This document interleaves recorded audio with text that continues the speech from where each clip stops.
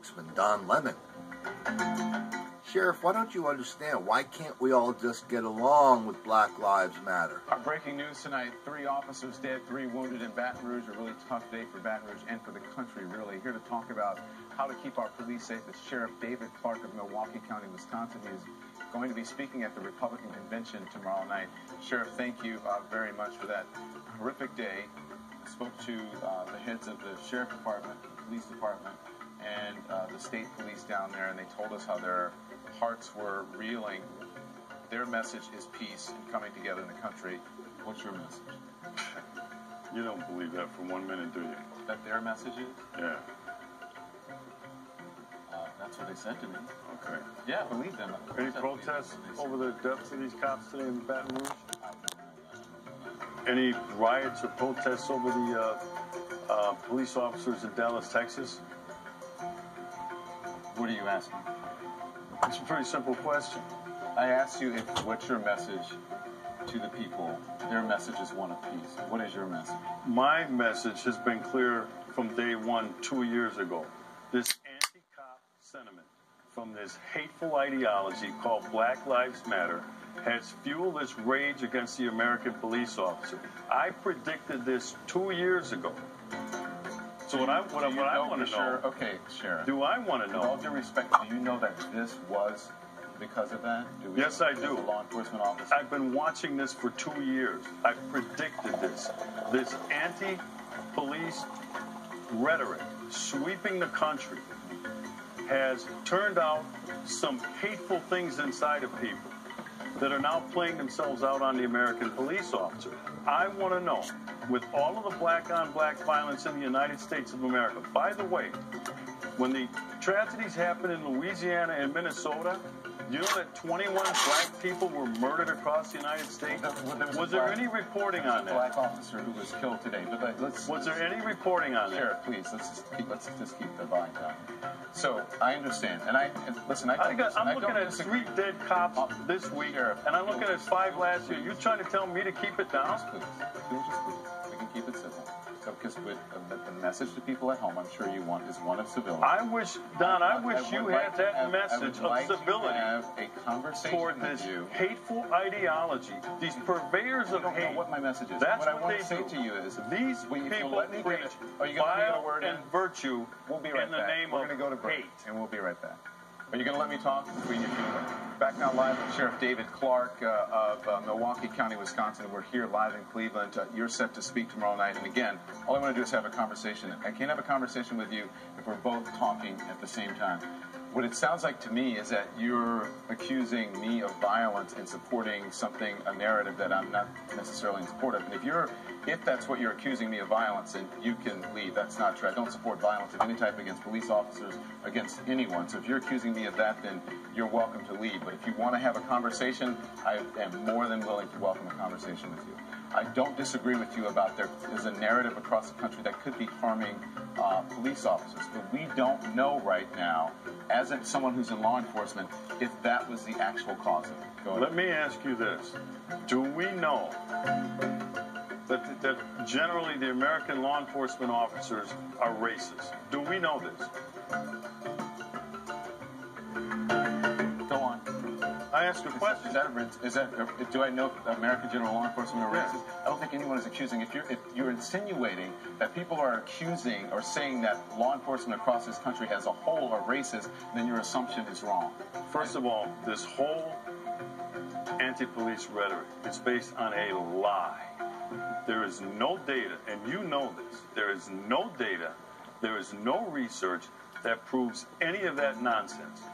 None. You'd have to be more specific about what data and what nonsense we're talking about. That law enforcement officers treat black males different than white males in policing in these urban centers. There is data There is not data.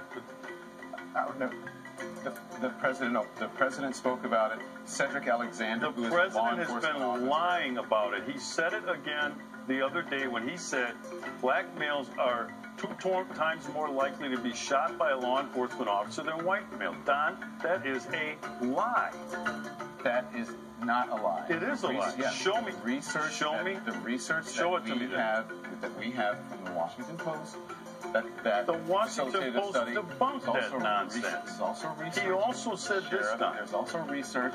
He from continues. A Harvard professor that also showed that black people are treated more aggressively by police officers. No, you are than other wrong in your interpretation of that Harvard study because I read the study.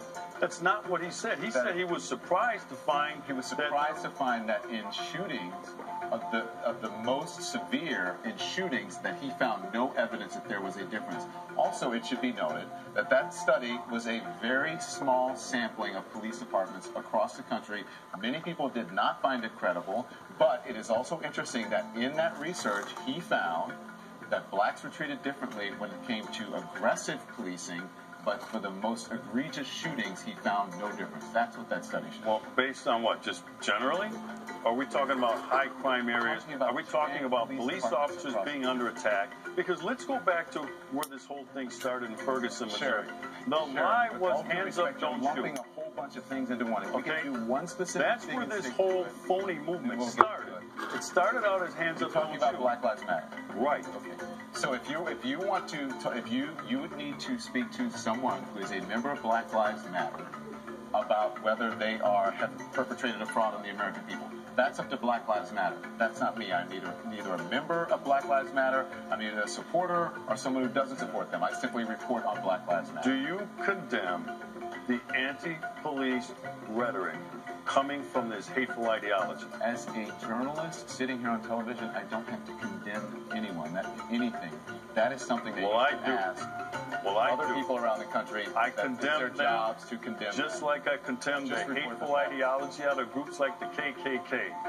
All right? I condemn it. There is no place in American discourse for that sort of vile, vitriolic hate coming out of this ideology. This has fueled and fanned the flames of this anger toward the American police officer. There's only one group in America, one time, that truly cares about the lives of black people in these urban ghettos. And it's the American police officer who goes down there on a daily basis, puts their life on the line to protect who? Black people.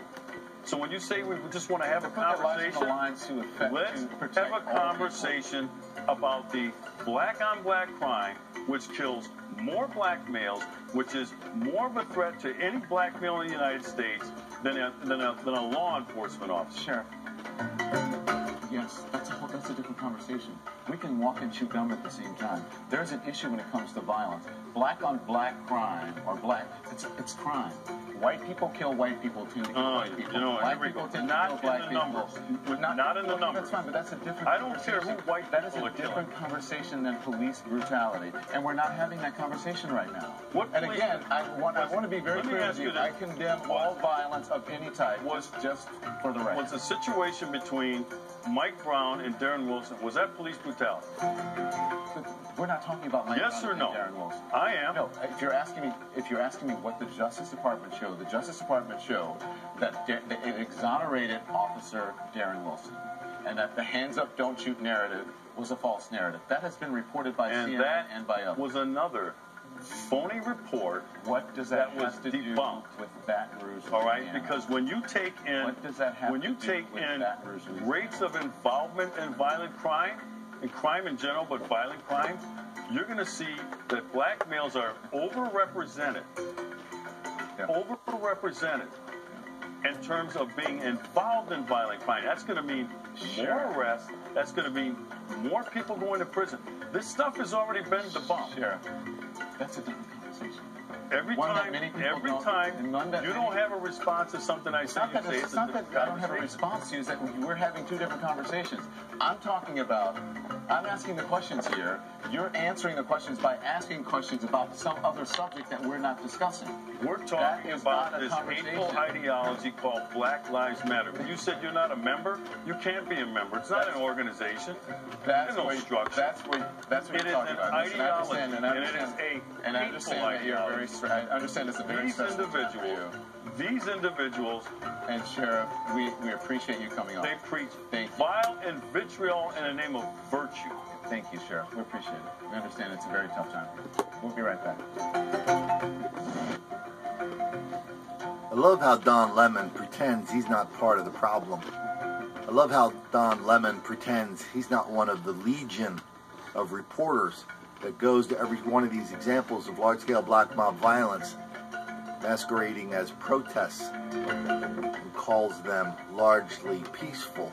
I love how Don Lemon pretends that Sheriff Clarke is the unreasonable one in this discussion when he's been doing nothing but giving aid and comfort to people who would hurt and kill police officers for years. I love how Don Lemon is trying to explain to Sheriff Clarke, why are you making the black kids angry?